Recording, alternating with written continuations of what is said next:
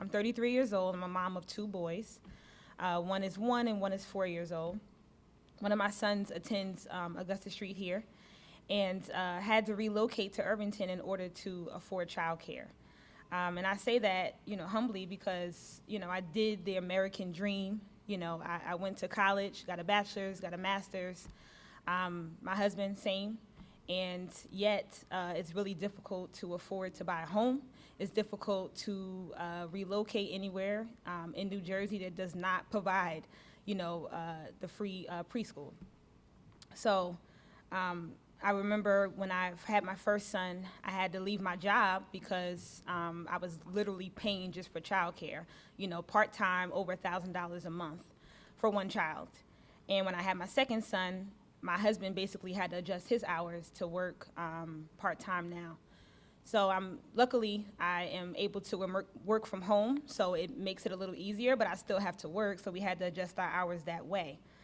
I do want more kids. Everybody's like, have a daughter, and I'm like, that's great, but I can't afford to have another child. Not in New Jersey, not with the child care. It's very, very expensive. So definitely just, looking forward to this bill if it's passed.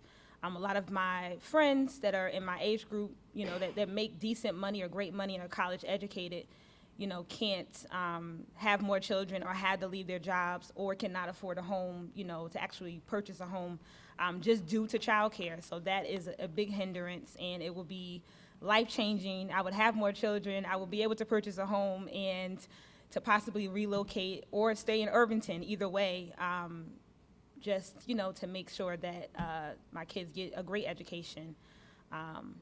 At 0 years old, that would be game changing. So thank you. That's it.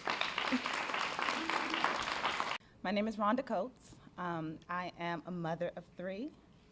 I actually just moved to Irvington recently within the past couple of years. It's just me and my husband and our 3 babies. So first I want to thank Mrs. Gordon for inviting me to speak. I want to thank Senator Menendez for this amazing bill that you're passing.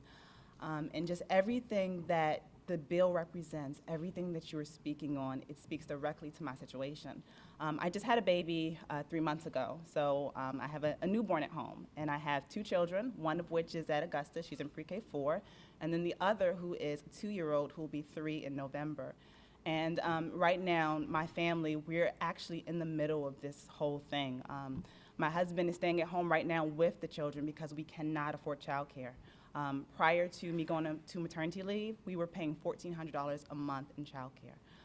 I don't know what Senator Menendez was saying, the median income is $100,000.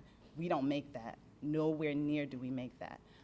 So not only do we not make that, we weren't making that before, but we don't make that now. And now that my husband has to stay home because we can't afford childcare, it's even more crippling on our family. Just in terms of us trying to get ahead, in terms of us trying to buy a house. I can't even pay my student loans right now. That's how hard it is for us right now. And I think Kalima, she was talking about the desire to have more children. And I remember when I got pregnant with my 3rd child, the first thing that I thought about is, oh God, how are we gonna afford to pay for, childcare? I don't mean to get emotional, but, I come from a family of 4. And children are everything. Children are very important. Family is very important to me. I come from a broken family. And, I didn't have a father in the house. My mother was a single mother. She worked very hard to support us.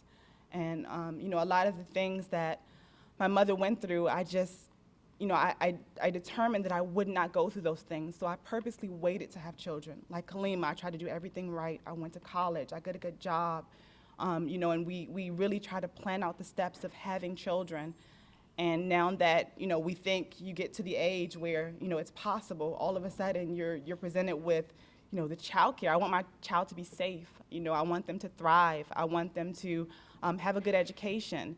And then all of a sudden you realize you get to 38 and that's not possible, not with the way that child care is set up now. And so, my 2-year-old, he'll be 3 in November, and unfortunately he will not be able to get into this school until the following year. So we have to hold on and float for another year, while we try to figure out the childcare situation. So I just can't tell you how much this bill will mean to me, to people that I know, to my friends who also want to have babies, and they're just trying to, make ends meet right now.